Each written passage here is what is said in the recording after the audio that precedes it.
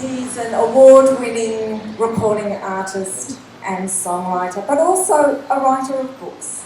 TARAB, his first book, was published in 2008. TARAB Travels with My Guitar, with a second edition which had some extensions, a revised edition, extra stories in 2014.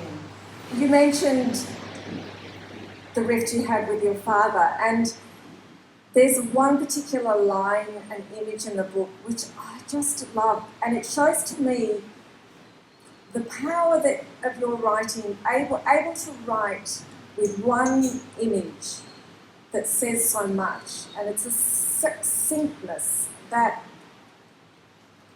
I wonder whether it comes from your songwriting craft, because you don't have a lot of words in a song to get across a feeling and a message. Let me just read you this beautiful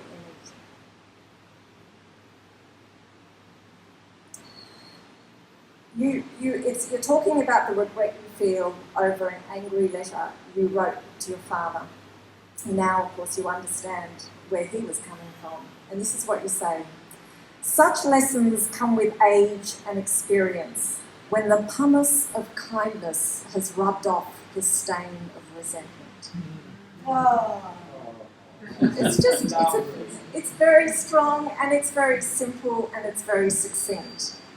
That's the songwriter in you coming out. But writing a book-length work is very different, and some of you in the room may know that I work as a book editor, so I'm very familiar with helping writers put things together in long format. And in a long-form narrative, you don't have the same restrictions as you do in a 2-minute or 3-minute song. You can be more languid and looser and freer. And I wondered if you could talk about what the different types of writings mean to you and how you perceive them. Well, like you say, in a book you can wander, you can take side roads, you know.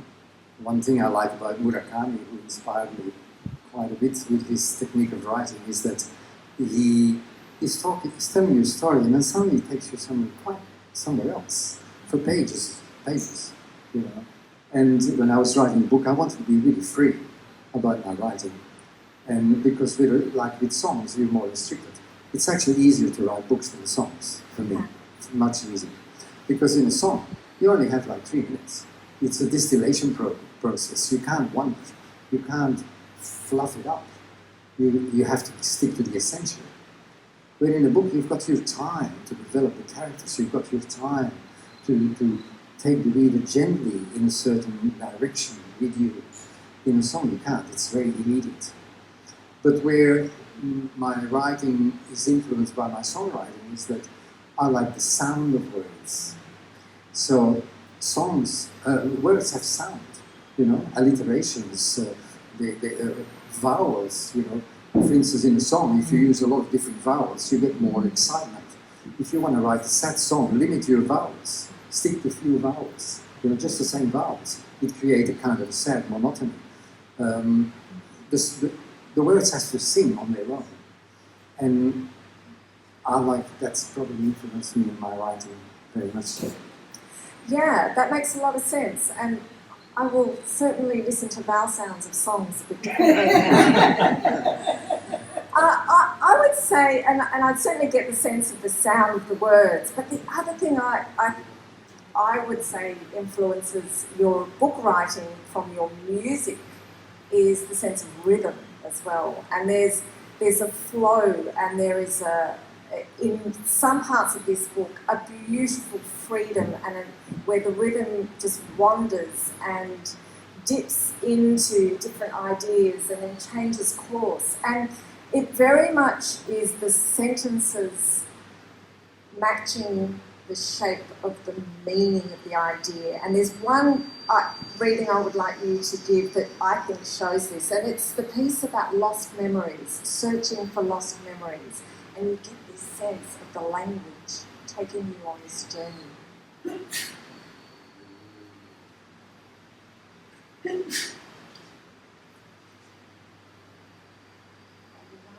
Yep. In search of lost memories.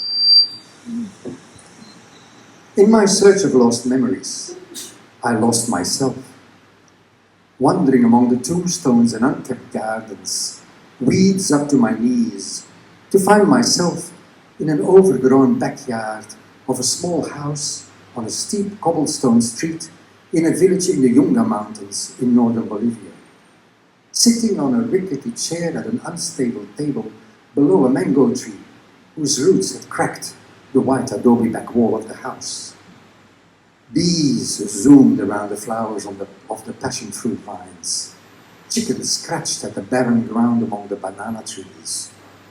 I studied a foreign language I knew I would need soon, a necessary key to open the gate to somewhere else that would help me forget. It was around noon. The sun was high and left no shadows.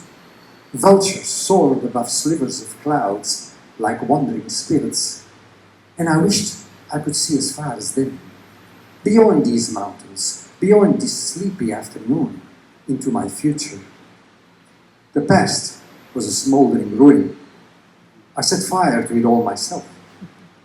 Across the vast ocean, I had built a log hut beside a shimmying, fast-flowing creek, ringed by forested mountains. It was my Garden of Eden, until Shiva, the unpredictable god of destruction, came causing chaos and confusion. The eucalypt forests I once called home craved fire to regenerate. My time was up, my task fulfilled, my dreams erased. It was a year ago now, and I had not met any other god or goddess since. And I was not going to wait around. An Andean condor, the Sun King, ruler of the upper world, hovered right above me, as if waiting. I looked up into fierce light until I was lifted, holding on to the ruff of soft white feathers at the base of the giant bird's neck, and was carried far to the east of here, across snow-capped peaks and glaciers, jagged cliffs, and narrow river valleys that vanished beneath the swaying canopy of rainforests, soaring on the winds over mountain ranges, muddy rivers and waterfalls cascading silver in an ocean of green, the sweeping swamplands of the Pantanal, savanna country and cattle ranches, colonial towns and the Quilombola villages of the descendants of slaves, the Cerrado country of the Mato Grosso, the land of the ancient tribes, the Chavantes, Carajás, Renac, to Minas Gerais, land of the Mineiros.